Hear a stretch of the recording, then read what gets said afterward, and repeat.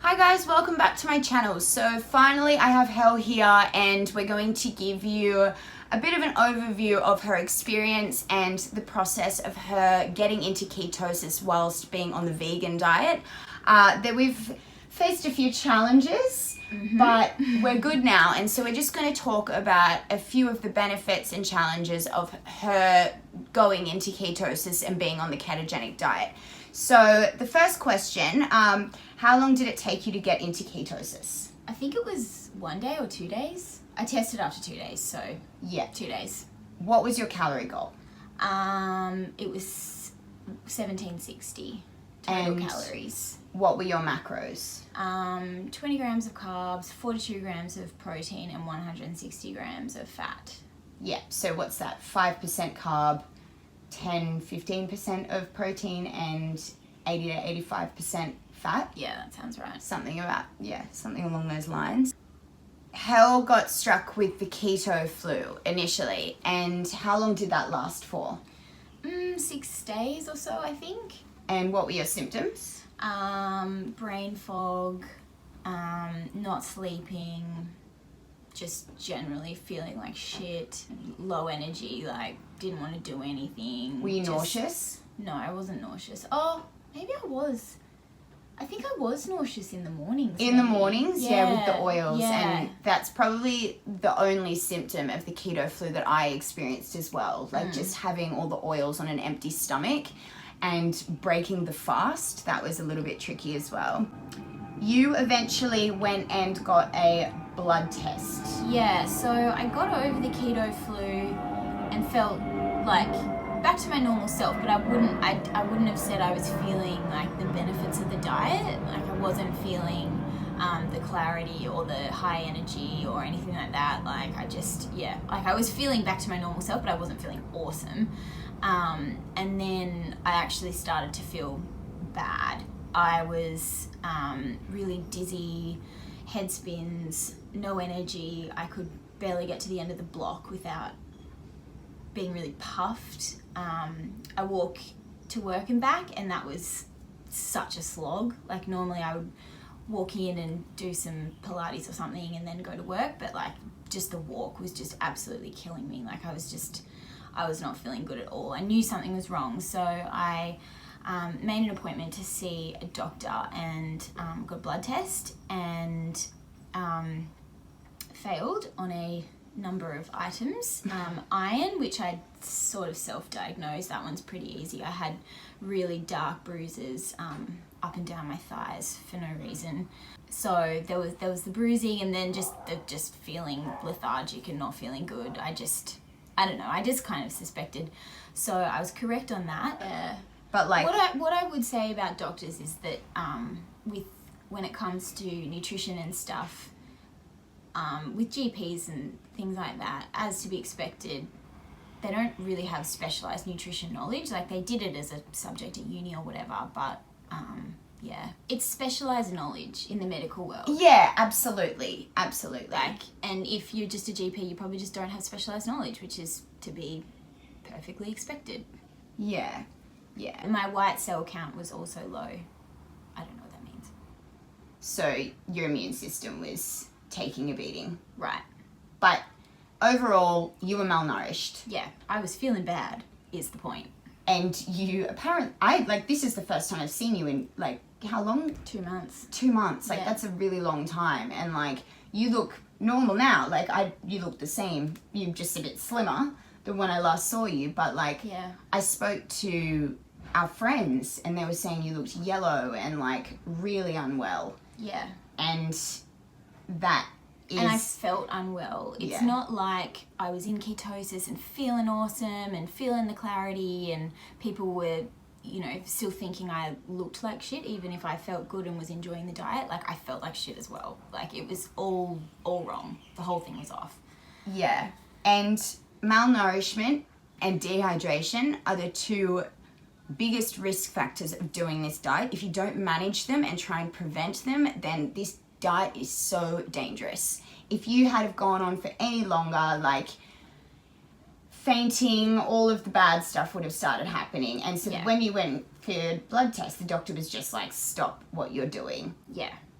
But then I will also say she was highly suspicious about a vegan diet as well, which just sort of told me that she wasn't a nutrition specialist, because there's plenty of evidence to tell you that you can live perfectly happily on a vegan diet. She insisted on testing for things in my blood that I wasn't worried about, like folate and B12, that she said I should definitely be lacking on a vegan diet. And I was like several 100% higher than I should have been with B12, because I supplement with a supplement and also nutritional yeast, and also my folate was awesome. So I don't know, like, yeah.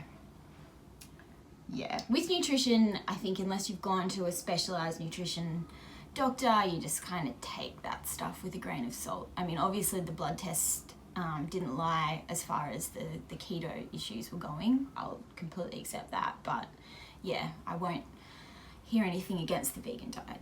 Yeah, no, of course not. Medically. And just on another note, but regarding medical advice, cholesterol. So if I posted on the Facebook page the Tim Ferriss and Dom D'Agostino podcast, and Dom speaks about high levels of bad cholesterol, and he kind of said there's a large percentage of people doing this diet who will have elevated bad cholesterol, and this can actually settle. So it's a good idea to have your initial blood test like a few weeks, couple of months into starting the diet, and then go back. But you don't have to go back right away. Like, go back in like a year's time, and if it hasn't gone down, or if it's gone up significantly, that's when you kind of start thinking about whether or not the diet is actually for you, because it's not for everyone. It doesn't work for everyone.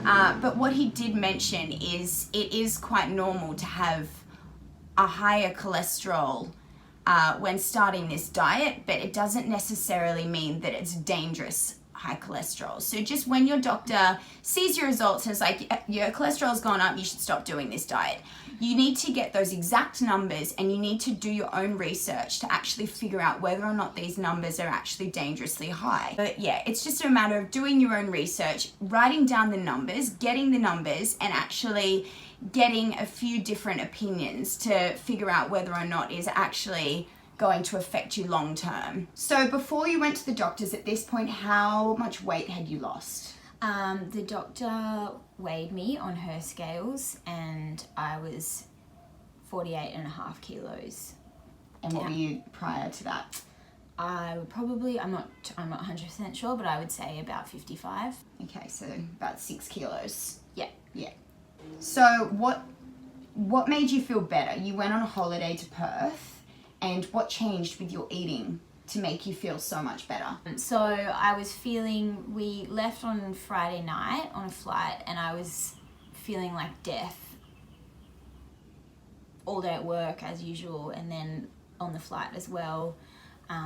Felt like death when we got there. Went to bed and then woke up feeling normal, which was really weird because nothing had changed. Nothing had changed. So it was weird. I think maybe it was just the enthusiasm of like being on holidays and not being at work, possibly just gave me a bit of a mental boost. But then throughout the week, I tried really hard to eat keto foods, but I wasn't tracking because I was with my boyfriend and he just wouldn't be having any of that. Fair enough, like it's a faff. So I was steering. I didn't eat, potatoes or anything like that, but I wasn't tracking, and I wasn't worrying about it just because it would have ruined my time. And I had a really awesome week. But I think that was just due to a range of factors. Being out of Sydney, being with my boyfriend, being relaxed. Increasing your calories as well. Yeah, increasing my calories, not intentionally, but just not tracking. I was just not tracking. So, and I made a point about this in talking about the symptoms of the ketogenic diet in one of my last couple of vlogs. And what I've realized after chatting to a few people is things like the keto flu, loss of period, all these nasty symptoms that do come in the early stages of the diet, they can actually be prevented if you put your calorie goal up higher. It may take much longer to get into ketosis, but it's better to do it safely and healthy. So if you do get into ketosis after a few weeks, whatever, that's pretty much how it was for me, then you can kind of start playing around with calorie goals and whatnot, but just make sure you're going into it correctly so you're not put off on the early stages, you're not lacking the energy, you're not hit by the keto flu, because that's just going to, that's when people drop out and they just lose faith in the diet. So yeah, the problem with me is that because I wasn't experiencing any of the other benefits, I was experiencing appetite suppression, so it was really easy to keep going even though I wasn't feeling good, because I wasn't hungry, and my friends were all furious with me. Like, it was time to do something. I was being stubborn, and since my appetite was suppressed, I just probably could have kept going. I don't know how much damage I would have allowed to happen before I said enough, but going on that holiday was just the best thing that could have happened to me, because it forced me to snap out of it. That was good, and I felt great ever since I've been back.